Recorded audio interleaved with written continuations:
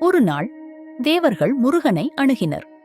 ஒரு உண்மை உள்ளது, அதை மனிதர்களிடம் சொல்ல வேண்டுமா? முருகன் மௌனமானார். அவர் சொல்லவில்லை. காலம் கடந்தது. மனிதர்கள் தவறு செய்தார்கள், போராடினார்கள், தோற்றார்கள். தேவர்கள் மீண்டும் கேட்டனர், அந்த உண்மை இருந்தால் இவர்கள் துன்பப்பட மாட்டார்களே? முருகன் அமைதியாக பதில் சொன்னார், முன்கூட்டியே சொல்லப்படும் உண்மை ஞானமல்ல, அது சுமை. அவர் அந்த உண்மையை காலத்தின் காவலில் மறைத்தார். நூற்றாண்டுகள் கழித்து மனிதர்கள் வளர்ந்தனர், புரிந்து கொள்ள தயாரானார்கள். அப்போதுதான் அந்த உண்மை வானில் குறியீடாக தோன்றியது.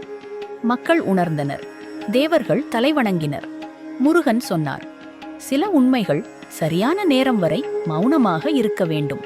முருகன் உண்மையை மறைத்தது தண்டிக்க அல்ல, மனிதரை வளர்க்க.